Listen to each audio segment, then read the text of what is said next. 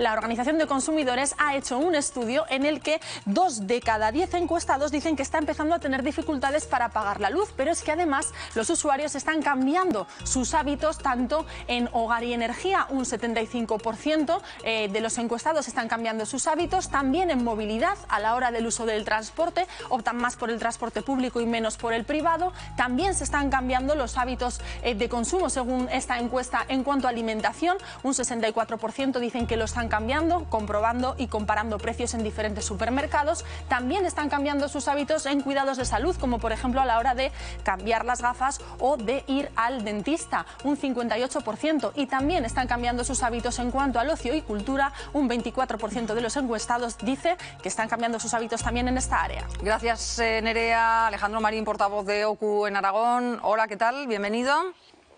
Hola, buenos días. Esto es lo que se llamaría una retracción en el consumo, ¿no? Se lo piensan dos veces quienes pensaban acometer algún tipo de compra. Si es superflua, pues mejor se deja y se observa que también en otro tipo de situaciones, como es en el transporte, se lo piensan también para coger el coche, puesto que se tienen que gastar en combustible, o con el tema de la energía.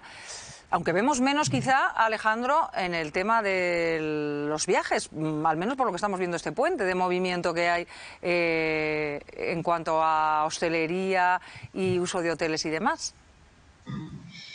Pues sí, nuestros resultados lo que muestran es que hay una clara contracción de la demanda. Los consumidores ante esta situación de crisis y sobre todo de incertidumbre que continúa, estamos modificando nuestros hábitos y adaptando y controlando el presupuesto. También la semana pasada se conocían datos de las tasas de ahorro de las familias. Este segundo semestre crece el ahorro. Sí que es cierto que tenemos 5 puntos menos que el segundo semestre del año anterior y con niveles de ahorro por parte de las familias los más bajos desde finales del 19.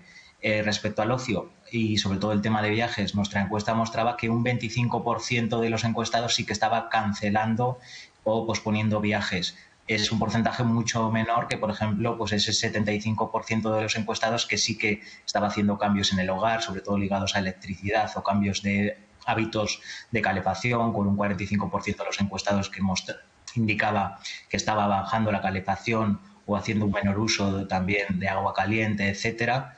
Pero sí que los consumidores nos estamos, digamos, preparando, sobre todo por esta situación de extrema incertidumbre, pero también los resultados muestran ese empobrecimiento y que haya familias que tienen serias dificultades para pagar las facturas de luz, ahora también con el escenario de subida de tipos de interés para afrontar esas subidas en caso de que tengamos una hipoteca tipo variable, y es un problema pues para muchas familias. ¿Cuáles son los cambios que más se notan? Porque hablas de un cambio en los hábitos de luz, pero no es solo cambiar de tarifa o buscar la tarifa más barata, sino aparte llevar a cabo un ahorro, ¿no? Pues mencionabas utilizar menos el agua caliente o quizá, bueno, de momento todavía no hace falta utilizar la calefacción debido a esas altas temperaturas, pero tarde o temprano va a llegar el frío y de hecho esta misma semana vamos a notar esa bajada de temperaturas. ¿Se trata de ese tipo de ahorro, Alejandro? Por un lado, sí que podemos, digamos, orientar un cambio de hábitos, pues por ejemplo sería controlar la calefacción que tenemos.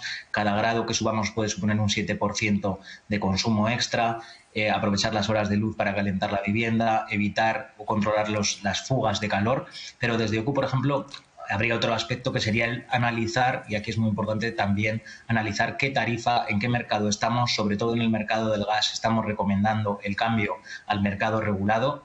El mercado regulado en una familia media, el coste anual estaría en 723 y la mejor tarifa que podemos encontrar en el mercado libre lo duplica, en torno a los 1.400, 1.500 euros. Es decir, hoy por hoy es el equivocarnos, por ejemplo, en el tener una mala tarifa de gas puede suponer pagar 2 y 3 veces más, 2.000 y 3.000 euros el año por haber elegido mal esta tarifa de gas. Sobre todo cuando llegue el invierno lo vamos a notar. Por eso también denunciábamos desde OCU actuación de determinadas operadoras del mercado regulado que no estaban poniendo los medios para atender a todos los consumidores que se quieren cambiar al mercado regulado. Pero ahí sí que sería, por un lado, hábitos de consumo y por otro lado, controlar muy bien y saber qué tarifa tenemos en el gas, el regulado, y en el libre. En el caso de la electricidad sí que tenemos buenas opciones en el mercado libre, pero también hay que revisar y comparar. En esta situación, comparar es ahorrar.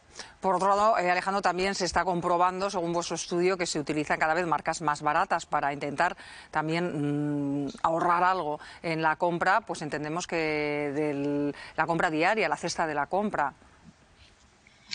Aquí en la alimentación es otro aspecto también que es de los que más ha subido. Ahí tenemos un 40% de los encuestados que sí que nos indican que se estaban cambiando esos productos de marca por productos de marca blanca o productos de gama económica.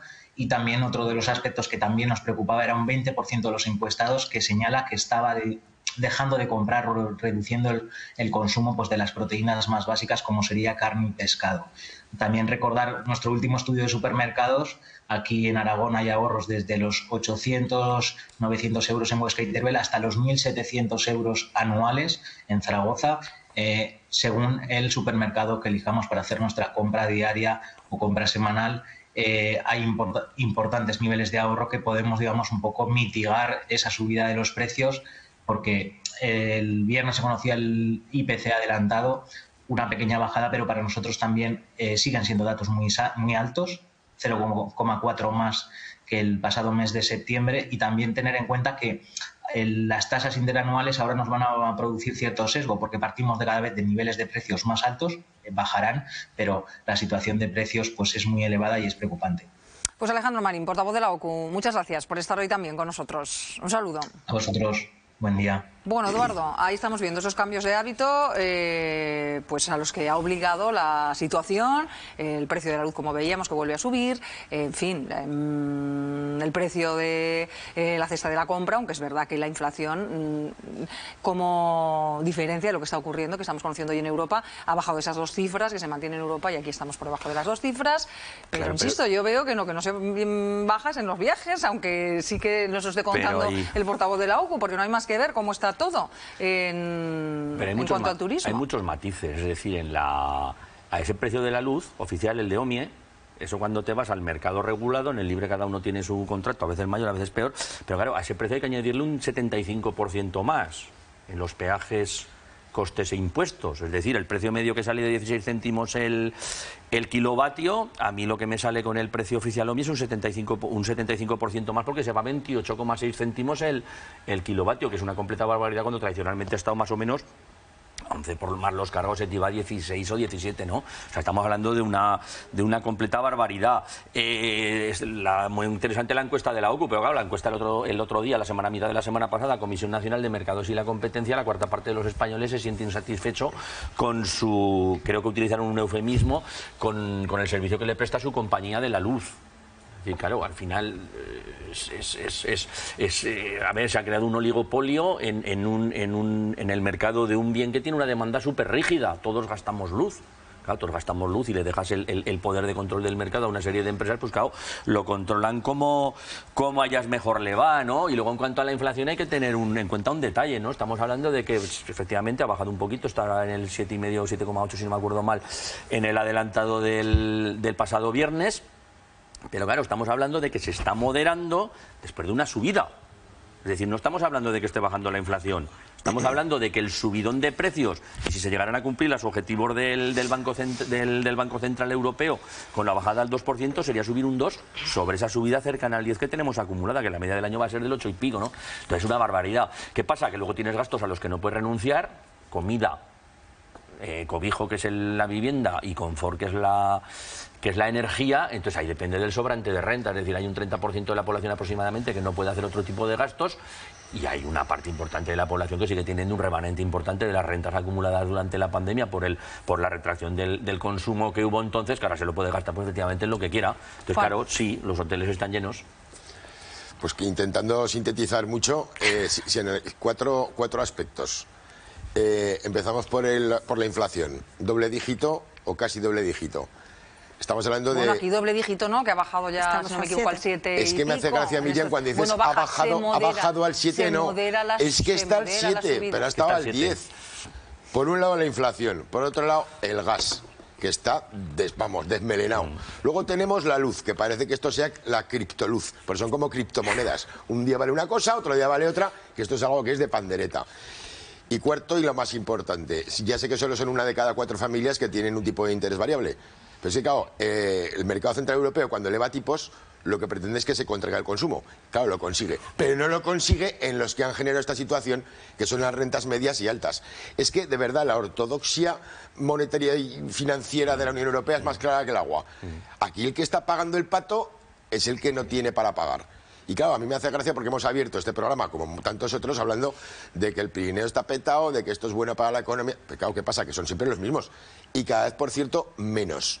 Es decir, hay un montón de familias que las están pasando canutas. Pero canutas es que vemos como ya las filas del hambre. O sea que afortunadamente en Aragón no las vemos como en otros lugares, pero deberíamos fijarnos cómo están y cómo posiblemente va a llegar aquí. Entonces, simplemente decir que verdaderamente la situación está generando una doble velocidad y cada vez son más los que lo pasan peor. Y esto es justamente lo que está provocando, no solamente en España, los extremismos que estamos viendo. Insisto, y no hemos aprendido de la historia, porque cuando pasa esto es cuando pasan luego otras cosas.